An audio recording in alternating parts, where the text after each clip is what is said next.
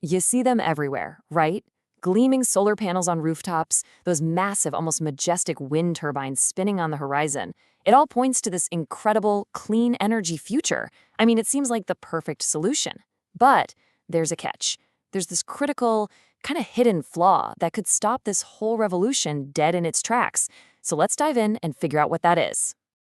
So what is this Achilles heel? What's the one single problem that, if we can't solve it, makes a 100% renewable grid, well, pretty much just a pipe dream? It all comes down to this one thing, the curse of intermittency. And honestly, the best way to think about it is like Cinderella's magic. You've got this beautiful carriage of solar power, but poof, the moment the sun sets, it turns right back into a pumpkin. And the wind? It doesn't blow just because it's prime time and we all want to watch TV. This mismatch, this gap between when power is made and when we actually need it, is the single biggest challenge we face. Okay, so to fix this, we need a way to store all that energy, right? We need to save the daylight for the night. And for the last 100 years, believe it or not, we've had this surprisingly simple and absolutely massive solution. It's called pumped hydro storage, and you can basically think of it as a giant gravity-powered water battery. And get this, right now, this one technology makes up for over 90% of all the grid-scale energy storage capacity on the entire planet. It's huge. The whole concept is just brilliantly simple. So when you have extra cheap electricity, let's say in the middle of a super sunny day, you use that power to pump water from a low reservoir up a mountain to a higher one. And that's it. You've just stored that energy as potential energy. Then, later, when everyone gets home from work and demand peaks, you just open the gates, the water rushes back downhill, spins a turbine, and bam, you've got electricity on demand. The entire mountain literally becomes a rechargeable battery. And look, it works incredibly well. These things can last for over 50 years and store just enormous amounts of energy. But, and yeah, it's a really big but, you can't just build one anywhere. You need the perfect mountains, you need a ton of water, and you need a decade to build it. And that's not even getting into the environmental impact of building massive new dams. So we needed something faster, something more flexible, something we could put pretty much anywhere. And that search has led us to a whole new chemical revolution. The ability to, well, essentially trap lightning in a container.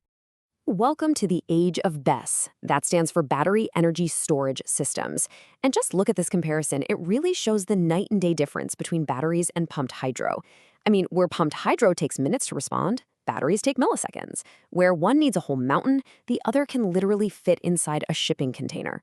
Batteries are modular, they're scalable, and you can build them in months, not decades. It's a total game changer. So the key here, the absolute crucial point, is speed. Just imagine a cloud suddenly rolls over a giant solar farm. The power output just plummets. A traditional power plant?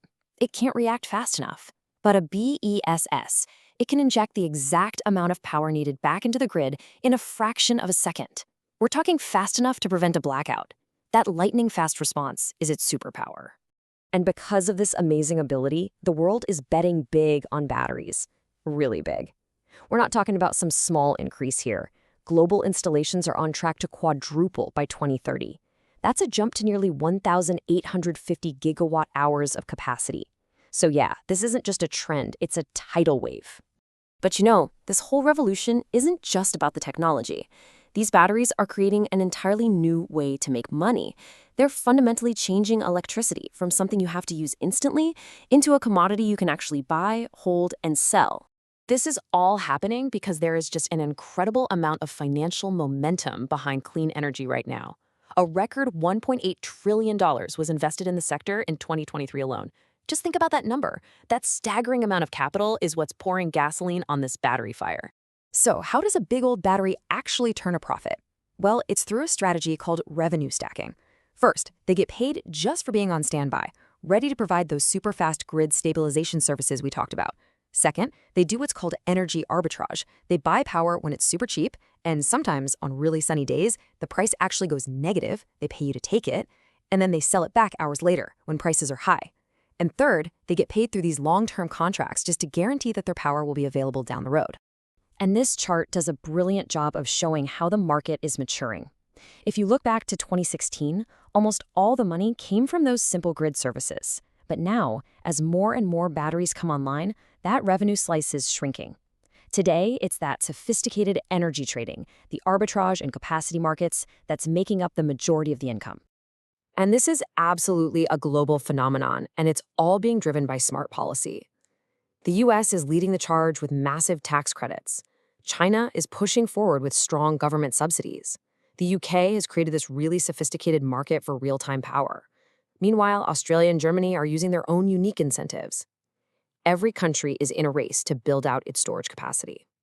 Now, with all this hype, it would be really easy to think that batteries are the final answer, the silver bullet that just solves everything. But the reality is a little more complex than that. As the Hyundai Research Institute points out, chemical batteries are absolutely fantastic for storing energy for a few hours. But what about when you need to store massive amounts of power for days or even across entire seasons? Think about trying to save up summer sunshine for the dead of winter. For that, batteries start to get really expensive and not very efficient. For that kind of heavy-duty, long-duration storage, we're going to need different tools in our toolbox. And this is where something like clean hydrogen comes into play. You can use that same excess renewable electricity to create hydrogen gas, store it in huge quantities for months at a time, and then turn it back into electricity whenever you need it. It's the perfect long-term partner for batteries. So this really helps build the complete picture. The future grid isn't about one winner-take-all technology. It's a puzzle. Batteries provide that critical short-term speed and flexibility, handling all the hour-to-hour ups and downs. Then you have hydrogen and other tech providing the long-term seasonal muscle. And together, this diverse mix of storage is what will finally let us build a truly reliable 24/7 carbon-free grid. So if there's one thing to take away from all this, it's this. For decades, we've all been focused on the companies that generate energy. But the future, it belongs to the companies that can contain it.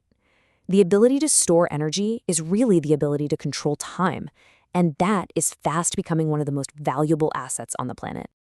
So it looks like we are cracking the code on how to store clean energy, finally solving that curse of intermittency. But that victory presents a brand new challenge. Sure, we can generate and store all this power, but is our aging electrical grid actually ready to handle it? We'll tackle that question next time.